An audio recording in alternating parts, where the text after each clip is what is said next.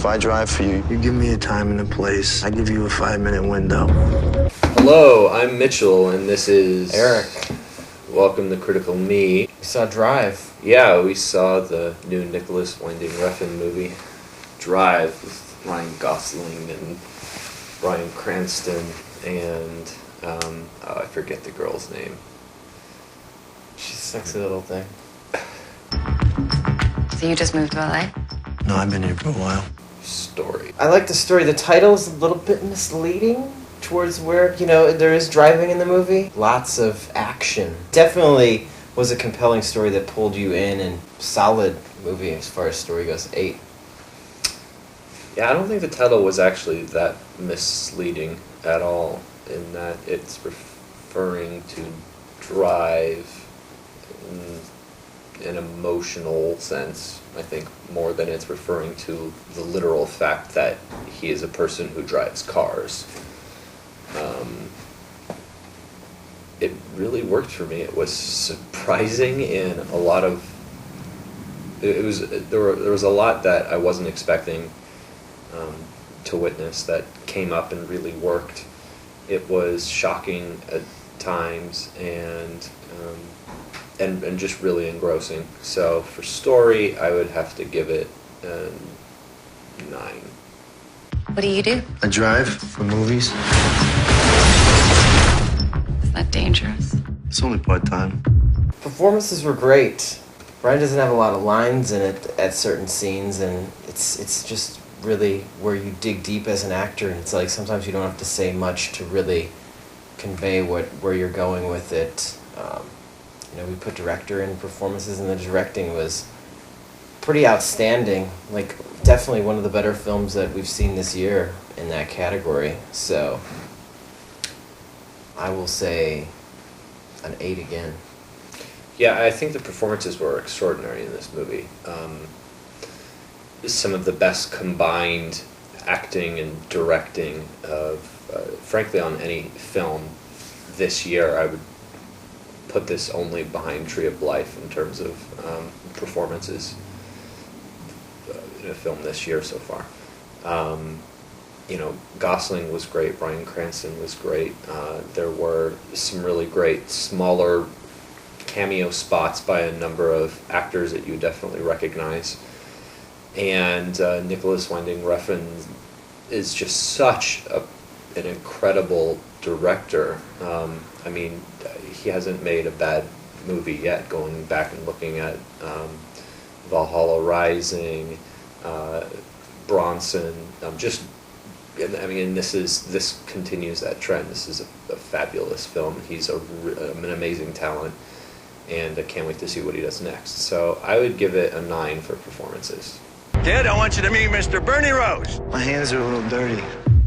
So am I. All right, Artistry. This movie was interesting. A lot of the aesthetic choices that were made were, they played a lot with irony and with the affect of the characters in terms of like how their moods were portrayed or represented in like the settings and their costuming. It was kind of kitschy at times. I think it really worked. And the integration with the music also was, which was slightly off-putting at first, but by the end of the film you totally understood why they were doing what they were doing. It all really came together. So it was, in terms of artistry, it was very satisfying as well. I would give it a solid 7 for artistry. Yeah, I grab what you're at. And to me, I liked the way that they portrayed, the gore, at one scene where, the shotgun through the window, boom, and just the way he, you see him with, blood all over him. You're kind of it was cool, how they referenced that and kind of, stylized the blood and gore kind of the film. And I'm going to say 6. When you get your money, his debt's paid. You never go near his family again. Is 5. This film had a really there was a sort of dread in my stomach as I was watching it, which was really great. There was a certain amount of suspense and even a little bit of bewilderment at certain points. The film did a really great job of sucking me in, and I was definitely there along for the drive. I would have to give it an 8 for vibe. Yeah, for me, vibe, like, it definitely kept... There was no dancing.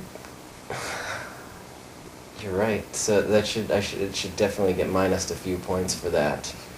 Actually, I think he did dance with the girl at one point in time. Really? I don't remember that. No, yes, and minus some points for dancing. But there was some romancing, so got to give it some plus points for that. 5, you're going to be entertained. Twist turns.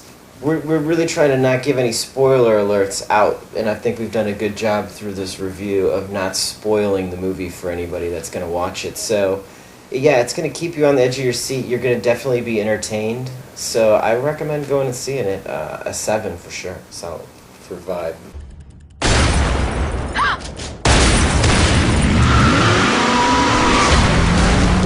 Did you have any idea there'd be a second car?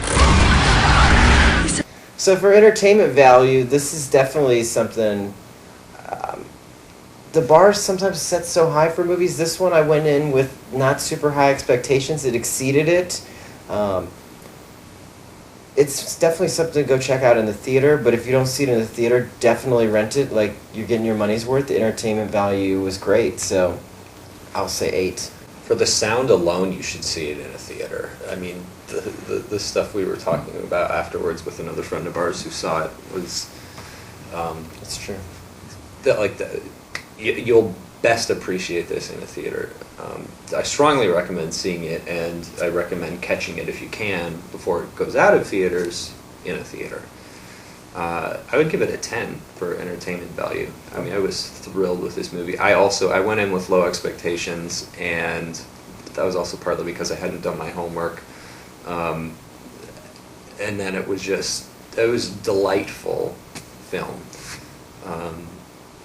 I hope to see some nominations. Strong, really strong. I don't think there'll be any nominations, but I mean, it was really strong all the way around. A great ride, a lot of fun, some drama, some suspense, some romance, as you said, and it was packaged so well by this extremely talented director. So I love it. It's my second favorite movie of the year so far.